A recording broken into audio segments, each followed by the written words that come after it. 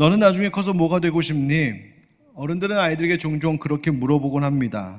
앞으로의 많은 시간과 가능성이 있는 아이의 삶을 기대하는 마음으로 물어보는 것일 테고, 이 아이가 꿈꾸는 직업, 이런 것대로 잘 자라기를 바라는 마음에서 묻는 것이겠죠. 그러나 어떤 직업을 가진 인생으로 사느냐, 나는 나중에 어떤 직업인이 될 것이냐 보다 더 중요한 것은 그 아들이 이야기한 것처럼 어떤 사람이냐, 어떤 삶을 사는 사람인가가 더 중요한 것일 겁니다. 그래서 그것을 묻고 그것에 대하여 생각하며 살아갈 수 있어야 하는 것이죠. 저는 지난주에도 사랑하는 한 교우의 장례식을 치렀습니다. 얼마 전까지만 해도 함께 예배드리고 반갑게 인사 나누었던 분인데, 입관 준비를 위해 뉴욕에 계신 모습으로 그분을 뵌다는 것이 참 많은 생각을 하게 했습니다. 저는 많은 장례를 집례하면서 그때마다 항상 드는 몇 가지 생각이 있는데, 그 중에 하나는 예수 믿는 믿음으로 사는 인생이 진짜 감사한 인생이구나, 구원받은 은혜로 살아간 삶이 정말 감사한 것이구나 라고 하는 또 새로운 더 깊은 깨달음과, 또 한 가지 생각이 이르는 것은, 그러면 나는 요즘 지금 어떻게 살고 있을까 하는 것에 대한 생각입니다. 우리는 놀랍게도 평상시에는 삶에 대하여 그다지 진지하게 생각하지 않다가도 오히려 그 삶이 끝나는 자리, 죽음의 자리 앞에서 우리는 삶을 더 진지하게 생각하게 되는 것 같습니다. 나는 어떻게 살고 있을까? 여러분 요즘 어떻게 살고 계십니까? 이처럼 우리는 어려서부터 그리고 죽음 앞에 이르기까지 내가 사는 삶에 대하여 진지하게 생각할 필요가 있고, 또 거기서 나는 누구인가, 나는 어떤 삶을 살아야 하는가 등의 질문에 끊임없이 답하며 살아가고 있고, 그것이 또한 우리의 삶의 내용이라고 생각합니다. 내가 누구인지, 나는 어떤 삶을 살아야 하는지를 잘 아는 것, 즉 내 신분, 내 정체성이 무엇인지를 잘 아는 것은 필요하고 중요한 일이죠. 이것이 그저 철학적인 이야기이거나 현실과는 조금 동떨어진 그런 어려운 이야기가 아닌 것이, 내가 나를 누구로 이해하고 인식하며 사느냐라고 하는 것은 의식적으로든 무의식적으로든 실제로 살아가는 삶 속에 그것이 고스란히 묻어 나타나고 있기 때문입니다. 무엇을 위해 어떻게 살아야 될 의무가 나에게 있을까? 내가 나를 누구로 이해하는지에 따라 달라집니다. 나에게 주어진 권리가 뭘까? 그 권리를 누리며 살아가는 것도 내가 나를 누구로 이해하며 살아가는지에 달려 있습니다. 그러기에 내가 나를 누구로 알고 살아가느냐, 이것은 삶을 더욱 의미 있게 하는 것이요, 그 삶의 길을 바르게 안내해 줄 수 있으며 마침내 우리의 삶을 풍요롭게 만들어주는 것이죠. 한평생 후회 없는 인생이 어디 있을 수 있을까마는, 그러나 각자에게 남겨진, 각자에게 하나님이 허락하신 남은 세월 동안 우리는 더 이상 더 많은 후회를 남기지 않기 위해 항상 우리는 이 점에 대하여 생각하고 고심하고 답하며 살아야 합니다. 나는 누구일까? 그러니 나는 어떻게 살아야 되는 것인가? 라는 것 말입니다. 성경은 이 점에 있어서 우리에게 분명한 답을 주고 있습니다. 그것은, 당신이 예수 그리스도를 믿습니까? 당신이 예수를 구주로 믿는 믿음의 고백이 있습니까? 만약 그렇다면 당신은 바로 하나님의 자녀입니다 라고 말해주고 있습니다. 하나님의 자녀로 살아가는 것, 바로 그것이 예수 그리스도를 믿는 자들의 신분이요 정체성이며 삶의 내용입니다. 우리가 갈라디아서 말씀을 연속하여서 함께 나누고 있습니다. 그런데 오늘 말씀을 위하여서, 오늘 본문에 해당하는 본문의 말씀을 이해하기 위하여 지난주일 본문의 한 구절을 다시 꺼내어 생각해 볼 필요가 있겠습니다. 3장 15절과 16절에 이런 말씀이 있었습니다. 형제들아, 내가 사람의 예대로 말하노니 사람의 언약이라도 정한 후에는 아무도 패하거나 더하거나 하지 못하느니라. 이 약속들은 아브라함과 그 자손에게 말씀하신 것인데 여럿을 가리켜 그 자손들이라 하지 아니하시고 오직 한 사람을 가리켜 내 자손이라 하셨으니 곧 그리스도라. 아멘. 바울은 율법이 모세를 통하여서 주어진 그 시기보다 훨씬 앞선 하나님이 아브라함에게 주신 언약의 유효성을 설명했습니다. 율법이 주어졌다 해서 아브라함에게 먼저 주어졌던 언약, 그 약속이 무효 혹은 폐기되지 못한다는 것이었습니다. 그런데 여기서 바울은 율법에 능통한 학자답게 한 단어를 깊이 파고드는데 그것은 바로 자손이라고 하는 단어입니다. 하나님께서 창세기에서 아브라함에게 복 주실 것을 약속하실 때 뭐라고 말씀하셨냐면 아브라함과 네 자손에게 이 약속을 주신다고 하셨습니다. 그런데 여기서 자손이라고 하는 단어는 다르게 번역하면 씨라는 뜻입니다. 그러니까 하나님께서 아브라함과 그의 씨에게 약속하신 언약이다, 이런 말이 되는데요. 그런데 하나님께서 이것을 말씀하실 때 자손들이라고 말씀하지 아니하시고 그냥 자손이라고 말씀하셨다는 겁니다. 그럼 무슨 차이입니까? 복수로 말했느냐, 단수로 말했느냐, 그 얘기죠. 다시 말하자면 하나님께서 아브라함과 그의 씨들에게 약속하신 것, 그 말이 아니라 하나님께서 아브라함과 그의 씨에게 약속을 주셨다, 이렇게 번역할 수 있는 말이라는 겁니다. 한 사람, 즉 아브라함이 하나님께 복을 약속받을 때에 아브라함과 동등하게 함께 그 상속을 수혜받을 수 있는 자가 있었으니 그 한 씨, 한 사람이라는 거예요. 둘도 아니고 한 사람. 그게 누굴까?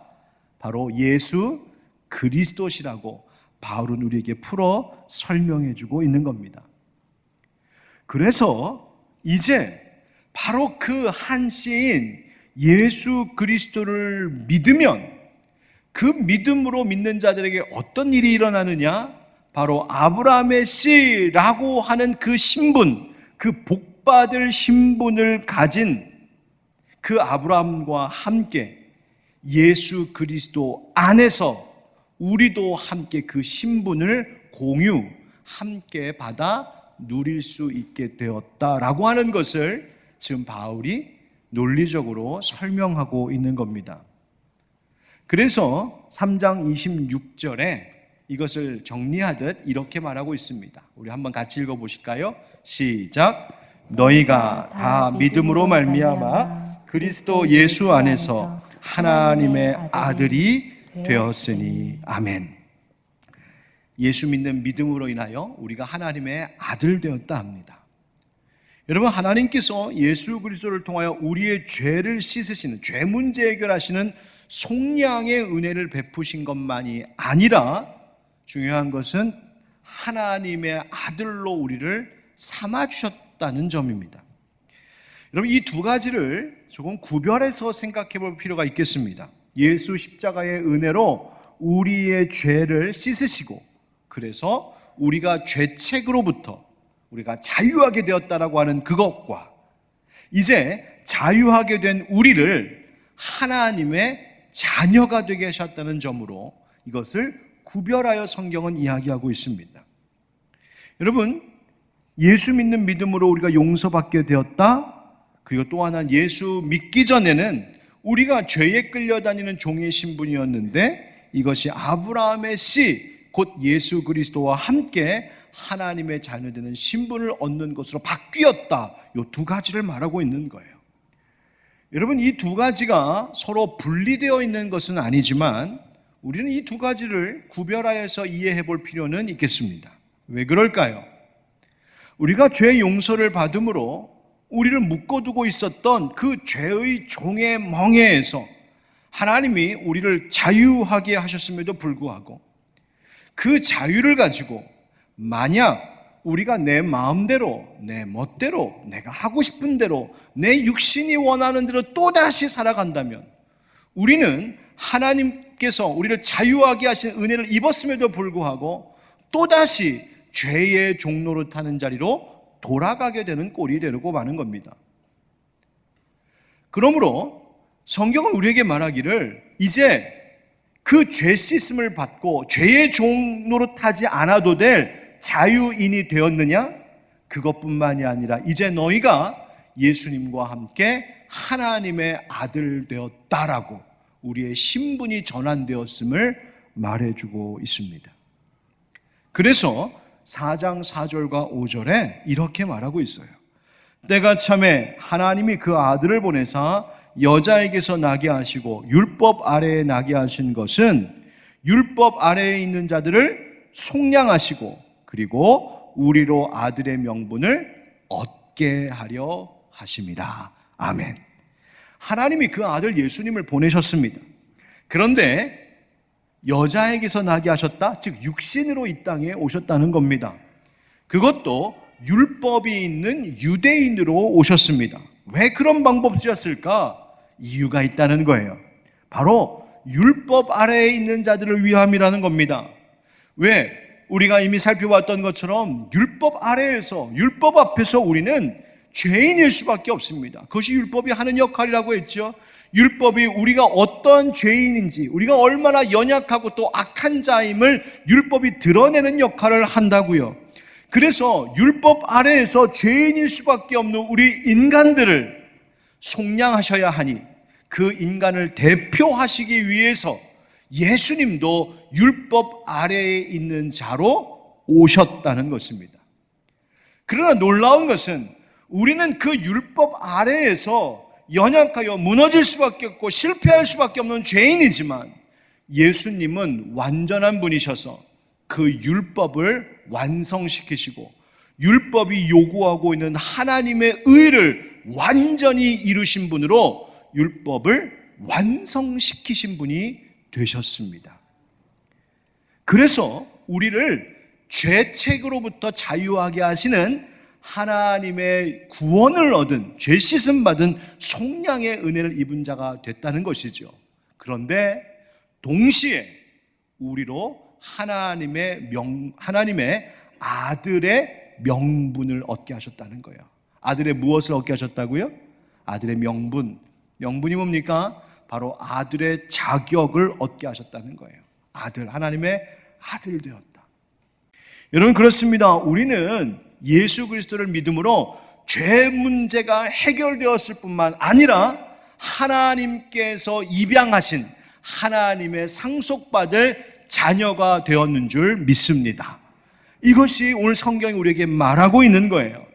바울은 그래서 이어지는 오늘의 본문 속에서 우리가 믿음으로 하나님의 아들 되었다는 것의 의미가 무엇인지를 보다 깊이 설명하고 그러므로 어떠한 삶을 살아야 되는지를 이야기하고 있는 것이 4장의 말씀입니다. 오늘 말씀을 계속해서 나누면서 우리에게 주어진 하나님의 자녀된 그 기쁨과 의미를 깨달아 알고 그에 어울리는 삶을 살아가는 우리 모두가 되기를 주 예수 그리스도의 이름으로 축원드립니다. 한번 따라하겠습니다. 자녀의 신분 그리스도로 옷 입었느니라. 자녀의 신분 그리스도로 옷 입었느니라. 예수 그리스도를 믿는 사람들 하나님의 아들, 하나님 자녀가 되었다고 합니다. 그런데 바울은 이것을 다음과 같은 비유로 우리에게 보다 친절하게 설명해 주고 있는데요. 바로 27절, 3장 27절 말씀입니다. 다 같이 읽어봅시다. 시작. 누구든지 그리스도와 합하기 위하여 세례를 받은 자는 그리스도로 옷 입었느니라. 아멘. 자, 먼저는 세례를 뭐라고 지금 설명해 주고 있냐면 바로 예수 그리스도와 합하는 것이다 이렇게 말하고 있습니다. 예수 그리스도와 연합하는 것이 세례의 의미라고요. 그 말은 뭘까요? 여러분 세례를 받는다. 세례는 아무한테나 주지 않죠. 예수 그리스도를 나의 구주로 고백하는 사람에게 주는 세례이죠. 그렇기 때문에 이 세례를 통하여 세례를 받으면 예수님이 우리 안에 들어오시고 예수님과 우리가 함께 연합하여 살아가는 새로운 인생을 시작한다는 의미입니다. 그런데 중요한 것은 세례를 받아서 예수님과 합하여지고 나면 그 다음 어떻게 살아갈 것인가가 중요한 것 아니겠습니까? 오늘 성경은 그래서 과거의 죄에 매여 있는 흠이 많은 인격과 그런 삶이 아니라 이제 예수님으로 인하여서 새롭게 된 예수님과 합하여진 인생은 예수님의 인격으로 예수님의 삶으로 살아갈 것을 말하고 있는 것입니다. 예수님으로 옷 입었다? 그 말은 이제 예수님의 성품, 예수님의 그 본성에 우리가 참여하는 자 되었다는 뜻입니다. 여러분, 우리가 좋아하는 찬양 가운데 원하고 바라고 기도합니다라고 하는 제목의 찬양이 있죠. 그 후렴이 이렇습니다. 하나님의 꿈이 나의 비전이 되고 예수님의 성품이 나의 인격이 되고 성령님의 권능이 나의 능력이 되길 원하고 바라고 기도합니다. 아멘. 여러분, 이렇게 되기를 축복합니다. 그런데 그 가운데 예수님의 성품이 나의 인격이 되고, 여러분, 그것이 무엇입니까? 이미 예수 그리스도를 믿음으로 합하여진 그 예수님과 함께 살아가는 것, 내가 예수님처럼 살아가는 것, 예수님을 위하여 살아가는 것을 이야기하고 있는 것입니다. 바로 이것을 바울은 그리스도로 옷 입은 것이라고 말하고 있어요. 그래서 그리스도로 옷 입었다라고 하는 것은, 야, 내가 하나님의 자녀 되었다라고 하는 그 기쁨과 동시에 이제 내가 하나님의 자녀 되었으니, 이 옷 입었으니 그에 어울리는 삶을 살아가겠노라고 하는 결단이 뒤따라와야 의미가 있는 것 됩니다. 특별히 바울은 그리스도로 옷 입은 사람들에게 한 가지 필요한 것을 강조합니다. 3장 28절에 보니까 너희는 유대인이나 헬라인이나 종이나 자유인이나 남자나 여자나 다 그리스도 예수 안에서 하나이니라. 아멘. 이 말은 하나님 은혜 앞에 우리 모두가 다 똑같다는 이야기입니다. 어떻게 말입니까? 우리가 다 하나님 앞에서는 죄인일 수밖에 없다는 점에 우리는 다 똑같습니다. 그러니 어느 누구도 자랑하고 교만할 수 없는 것이죠. 동시에 예수 믿는 믿음으로 우리는 다 똑같이 하나님의 자녀 되었다는 이야기입니다. 그러니 누구를 내가 비난하거나 정죄할 수 없고 스스로 낙심할 이유도 없다는 것을 말하고 있는 것이죠. 사랑하는 성도 여러분, 우리가 예수 그리스도 옷 입은 자답게 살아갈 수 있는 그런 그 신분을 잊지 않는 모두가 되기를 주의 이름으로 축원드립니다. 두 번째, 하나님의 자녀로 산다는 것의 두 번째 이야기는 우리에게 특권이 있다는 것인데, 한번 따라하겠습니다. 아빠 아버지라 부르게 하셨느니라. 아빠 아버지라 부르게 하셨느니라. 하나님의 아들 된 명분을 얻은 자에게 하나님은 특권을 주셨어요. 4장 6절에 이것을 이렇게 말합니다. 다 같이 읽겠습니다. 시작. 너희가 아들이므로 하나님이 그 아들의 영을 우리 마음 가운데 보내사 아빠 아버지라 부르게 하셨느니라. 아멘. 여러분, 하나님께서 우리에게 아들의 영을 우리 마음 가운데 주셨다라고 하는데, 여기서 아들의 영, 곧 예수의 영, 그리스도의 영이란 누구를 말하느냐? 성령님을 의미하는 겁니다. 성령님께서 우리 마음 가운데 오셔서 우리로 하여금 무엇을 가능하게 하셨냐면 하나님을 아빠, 아버지라고 부를 수 있게 하셨다는 거예요. 여러분, 하나님을 아빠, 아버지라고 부른다? 여기서 아빠라고 하는 말은 사실 아람어입니다. 우리 한국말 아빠가 아니고 아람어입니다. 아빠, 똑같습니다. 그런데 지금 이 편지를 쓰고 있는 대상, 즉 이 편지를 받아 읽을 사람들은 갈라디아 교회 성도들이죠. 그들은 아람어보다는 헬라어가 익숙한 사람들입니다. 그런데 헬라어로 편지를 쓰고 있었던 바울이 왜 이 부분에 와서는 굳이 아람어로 아빠라고 쓰고 또다시 그 옆에 헬라어로 아버지라고 두 번 반복해서 쓰고 있을까? 이유가 있습니다. 그것은 바로 예수님께서 하나님을 아람어로 아빠라고 부르셨음을 주목하게 만들기 위해서입니다. 그 뜻이 무엇입니까? 우리가 하나님의 자녀가 되었으니 예수님께서 하나님을 아빠라고 부르실 수 있게 되었던 것처럼 우리도 하나님을 아빠라고 부를 수 있게 되었다. 누구 때문에? 예수님 때문에. 바로 그 점을 강조하려고 하는 것입니다. 간절하면서도 친밀한 부름입니다. 여러분, 사도신경에 이런 고백이 있죠. 오늘도 우리 고백했는데 나는 그의 유일하신 아들 우리 주 예수 그리스도를 믿습니다. 여러분, 예수님을 유일하신 아들이라고 말하는데 또 우리는 왜 하나님의 아들 되었다고 하는 것일까요? 유일하신 아들이라고 하는 사도신경의 고백은 하나님의 자녀가 하나밖에 없다는 의미가 아니라 하나님과 예수님의 관계가 유일무이하다는 뜻입니다. 우리 또한 이제 그 예수 그리스도 안에서 우리는 비록 피조물이지만 예수님과는 다른 우리는 인간이지만 우리로 하여금 하나님의 자녀되는 권세를 주셨다. 어떤 권세? 예수님께서 하나님을 아빠라고 부르신 것처럼 우리도 하나님을 아빠라고 부를 수 있게 하신 것. 여러분, 그 아빠가 뭐 하는 사람입니까? 하나님 아버지로서 우리를 보호하시고 우리에게 공급하시는 분이십니다. 부모의 역할이 그것이죠. 자녀를 기릅니다. 필요한 것을 채워줍니다. 이스라엘 백성들을 광야에서 돌보시고 먹이셨던 것 아버지이셨기 때문에 그런 겁니다. 예수님께서 하나님은 공중의 새와 들의 백합화도 먹이시고 입히시는 분이라고 말씀하신 것도 하나님이 아버지이시기 때문입니다. 우리에게 하나님이 그 아빠, 아버지 되신다는 겁니다.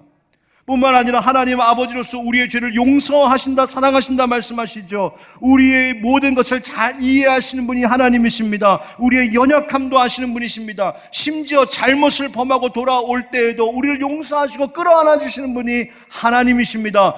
탕자, 예수님이 들려주신 탕자 이야기가 바로 그것이죠. 바로 우리의 아버지 되셨다는 말은 그 의미입니다. 뿐만 아니라 하나님 아버지로서 우리를 가르치신다는 것입니다. 가정에서 부모가 자녀를 교육하듯이 훈련시키듯이 하나님 이스라엘 백성들을 광야에서 훈련시키시고 가르치셨습니다. 하나님은 우리를 보호해 주시기 위하여 우리를 때로는 징계하기도 하십니다. 그것이 아버지이십니다. 그 아버지 하나님을 우리가 부를 수 있게 되었다. 하나님 특권 주셨다는 거예요.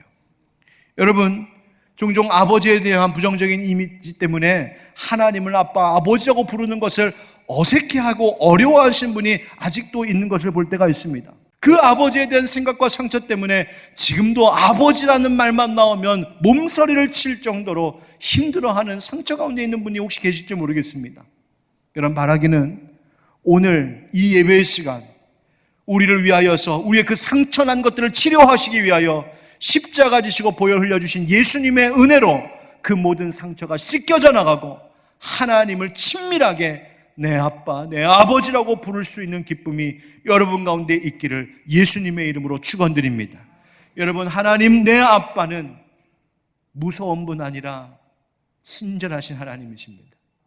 하나님 내 아빠, 내 아버지는 우리를 사랑하시고 용서하시고 참아주시는 분이십니다. 하나님 내 아빠, 내 아버지는 무책임한 분이 아니라 우리에게 신실하심으로 내 삶을 끝까지 책임져 주시고 인도해 주실 하나님이십니다.